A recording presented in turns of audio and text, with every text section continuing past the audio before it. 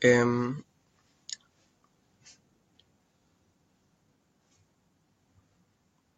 Hola, esta es otra transmisión aquí en vivo en la fanpage de Desarrollo de Negocio y como siempre vamos a esperar un poquito para que la gente se vaya conectando y podamos darle con el episodio del día de hoy.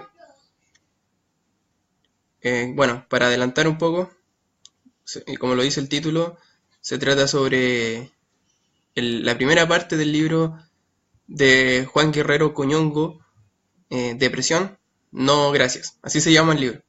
Así se llama este libro. Te voy a hablar un poquito sobre el autor.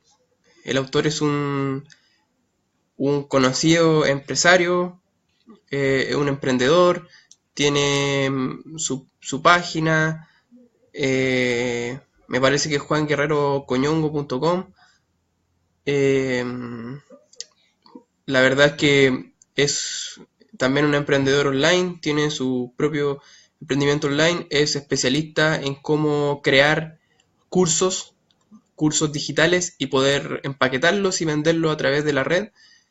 Eh, es muy reconocido, es un prolífico autor, tiene, me parece que más de 35 libros hasta la fecha, o sea, es realmente muy prolífico en lo que hace y uno de sus tantos libros es este el que vamos a ver hoy. Te repito el nombre, se llama Depresión, no gracias, se llama el libro. Y para poner un poco en contexto, te voy a hablar un poquito de qué se trata este libro a nivel más general. Luego vamos a ir a algunos tips, algunas técnicas, algo más concreto que enseña el libro, para ver si te interesa tú también a leerlo. Porque de verdad es muy recomendable. Lo puedes obtener en formato digital a un precio bastante accesible, no más de $10, mucho menos de $10. Así es que totalmente recomendado. Y bueno, ahora vamos a dar un poquito, te voy a explicar un poco en qué consiste este libro. Mira, principalmente el libro trata sobre cómo podemos ser más felices en nuestra vida. Bueno, por algo se llama Depresión no gracia. Y cómo podemos, de manera más concreta, de una manera específica, cómo ser más positivo, tener más éxito en la vida y ser abundante. Abundante no solamente en dinero, sino también en amistades, también en dinero, en todo en la vida. Eh, y se respalda también en la ciencia, se respalda un poco en la psicología positiva y por lo que he estado leyendo se respalda igual en técnicas de PNL, de programación neurolingüística. Tiene, por lo que veo, tiene amplios conocimientos de esta disciplina. Eh, Cita también a Tony Robbins, a Robert Grinder o John Grinder, uno de los fundadores de la PNL, da algunas técnicas de la PNL y él nos dice principalmente que la felicidad es algo que depende 100% de uno, que no es tanto como las cosas que nos suceden, sino cómo reaccionamos a las cosas que nos suceden. Eso básicamente la felicidad, es tener una actitud mental positiva en todo momento, eh, y cómo vamos llegando a ser más positivos. Él también habla sobre el libro que es súper bueno, que yo creo que voy a hacer una transmisión completa más adelante de ese libro que se llama El hombre busca de sentido de Víctor Frank, que es sobre un judío que cayó en los campos de concentración nazi y vivió las peores tragedias que se pueda vivir un ser humano, las peores humillaciones. Sin embargo, él por alguna razón sobrevivió y vivió para contarlo, y no solamente eso, sino que tenía un propósito más grande todavía. Es fundador de la logoterapia, prolífico psiquiatra, autor. Así es que voy a estar haciendo próximamente un resumen animado, porque igual hago resumen animado de ese libro y creo que una transmisión completa igual. Bueno, ahora volvamos a lo que nos convoca hoy, en este libro. Bueno, él nos dice que es más como nosotros reaccionamos a lo que nos sucede más que las cosas que nos suceden. Esa es la diferencia entre una persona positiva, optimista, y una persona pesimista. Él dice también que las personas pesimistas, según estudios de neurociencia, él dice que las personas que son negativas, que propenden mucho la crítica, que se fijan siempre en lo malo, eh, cognitivamente, hablando netamente del cerebro, generan digamos que un daño en el cerebro. Eh, Cuando alguien tiene emociones negativas, hace que se generen conexiones en el cerebro, conexiones que son que hacen que tu función cognitiva, tus funciones del cerebro se vean disminuidas. Y esto lo puedes ver porque hay estudios que revelan que gente que ha visto alguna escena violenta o ha estado expuesta a este tipo de imágenes constantemente, aunque no sean reales, la gente tiende a vérsele afectada un poco la memoria. Se les ve un poco afectada la memoria, a diferencia de personas que o también personas que sufren de depresión y ese tipo de cosas. Claro, ellos se le ven afectados sus funciones cognitivas, como principalmente la memoria. El autor, él tiene una clínica también, él atiende personas, hace terapia y todo el asunto, y decía que una vez fue una estudiante, la cual era la mejor de su curso en la época del colegio, pero luego entró en una depresión y la niña bajó sus calificaciones y decía que no tenía cabeza para nada. Él decía que esto es bastante común en gente con depresión, en que su rendimiento escolar o en la universidad o en tu trabajo se ve seriamente disminuido cuando uno tiene algún tipo de depresión o de tristeza o anda deprimido. Por eso es importante mantener una actitud mental positiva, una actitud mental que te impulse a aumentar tu rendimiento, no tan solo físico, sino que también intelectual. Si quieres, el autor dice que si quieres volverte más inteligente, más listo, vas a tener que trabajar en ser una persona más positiva. Y para eso da varios tips. Y uno dice que hacer ejercicio, sobre todo el ejercicio cardiovascular, va a hacer que haya una mayor oxigenación de tu cerebro y por ende empiece a tener, o sea, más fácil, esté más propenso a tener emociones positivas. También habla un poco sobre meditación. De hecho, el libro viene con unos audios que los puedes descargar o vienen en CD también. Y son 5 audios que te ayudan a entrar en estados meditativos en donde puedes aclarar más tu mente y es más propenso a que en tu mente haya más pensamientos positivos que negativos. Bueno, también la meditación se asocia a inhibir un poco el trabajo que hace la amígdala, que tiene que ver con las emociones. Lo inhibe, pero no en el sentido de que te vuelva alguien sin emociones, sino que lo inhibe en el sentido de que las emociones dejan de tener un poco el control sobre ti y tú empiezas a tener el control sobre tus emociones. Por lo tanto, tú decides qué emoción es más adecuada en el momento adecuado. Como decía, me parece que Aristóteles, que decía enfurecerse o enojarse es fácil. Lo difícil es enfurecerse o enojarse en el momento adecuado, con la persona adecuada y por las razones adecuadas. Eso es lo que nos ayuda a entrar en este estado de meditación. Y vamos a ver ahora una técnica, una forma un poquito más específica.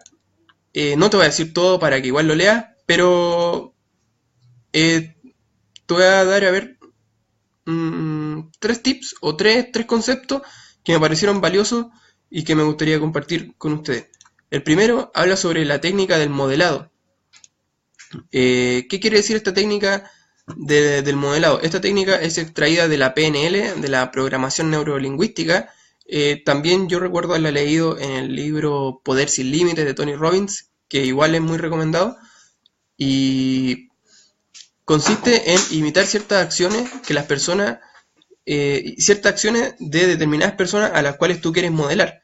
Por ejemplo, si quieres modelar a alguien famoso o a algún empresario famoso o algún empresario que tú admires, consiste en estudiarlo de tal manera, a tal profundidad, estudiar sus acciones, sus gestos, sus movimientos y comenzar a hacerlos tú.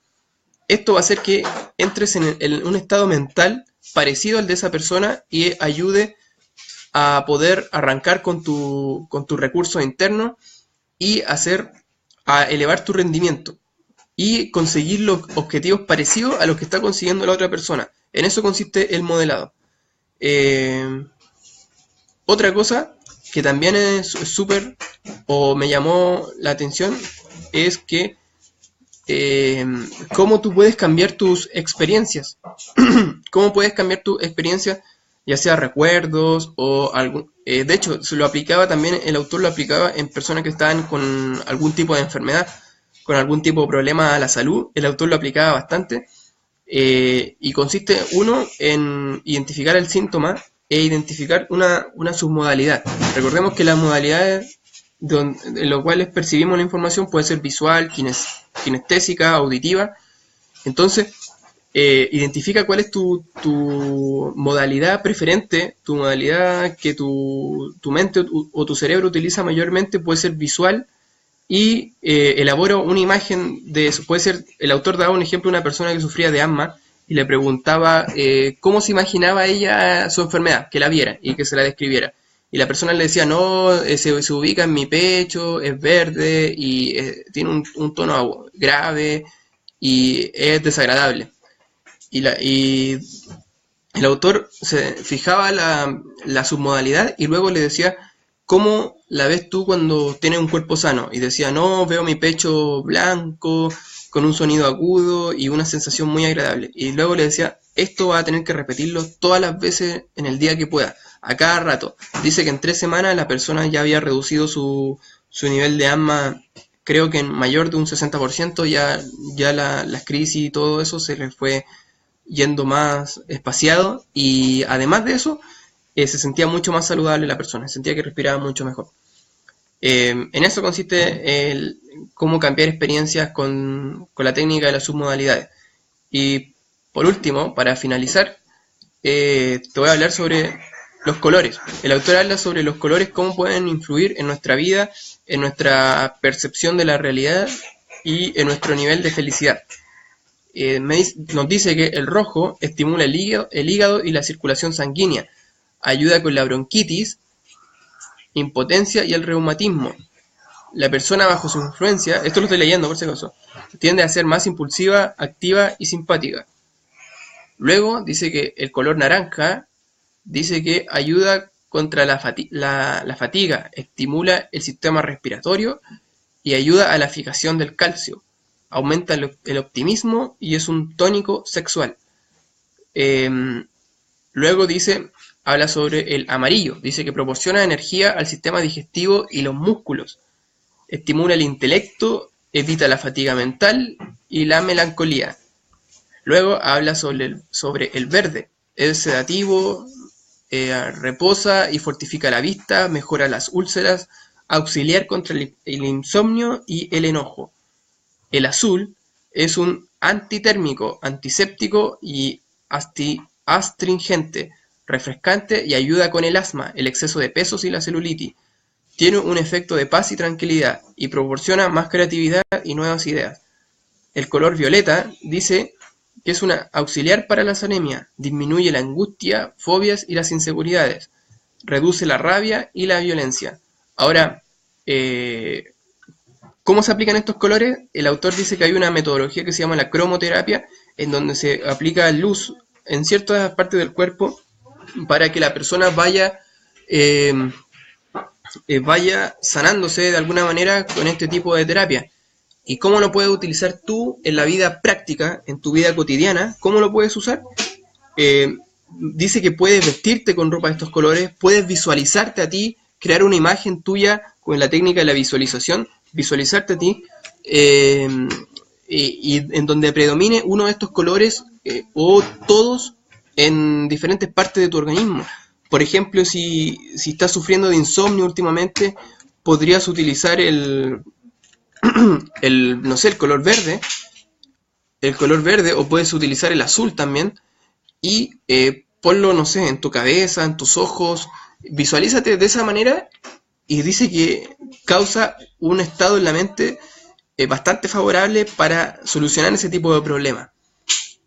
También dice que podemos pintar nuestra casa, nuestra habitación de un determinado color que nosotros queramos estimular en nosotros. Por ejemplo, si queremos estimular la paz, la tranquilidad, podríamos pintar la casa color violeta. O si queremos, no sé, proporcionar energía al sistema digestivo, mayor tonificación en los músculos, dice que podríamos vestirnos o pintar nuestra habitación o la casa de color amarillo. Eso es una forma, bueno, es lo que la creatividad te diga, pero el autor da como esos tips para poder ir dándole aplicación práctica a estos conceptos. Bueno, esta es la primera parte de este libro. Mañana te estaré compartiendo la segunda. Eso sí, mañana me atrevo a ponerle un horario. Mañana va a ser tipo 9, 10 de la mañana. Por el momento se me complica mucho hacerlo por las tardes. Yo sé que por las tardes es más tranquilo porque la mayoría de las personas están en sus casas. En la mañana se complica un poco, pero prometo de aquí a un tiempo más ir adecuando mi horario para poder ponerlo por las tardes y sea más fácil que llegue a más personas. Pero por el momento lo hago a esta hora, igual queda la grabación. Y así es que, bueno, te agradezco haber estado aquí para los que se quedaron. Y bueno, eso, bueno, queda grabado, así que de verdad muy recomendable el libro. Es sumamente pequeñito, no es muy difícil de leer. Es muy... Esperemos un poquitito, Aloncito, ¿ya? Es muy difícil de leer, o sea, no es muy difícil de leer y es súper corto. Te lo puedes leer si quieres en un día. Yo lo dividí en 3 partes para no hacer muy largo la transmisión, pero realmente te la puedes leer fácilmente en un día. Bueno, nos vemos hasta en un próximo episodio. Chao. Y ahí despídete, Alonso, y chao. Chao, chao.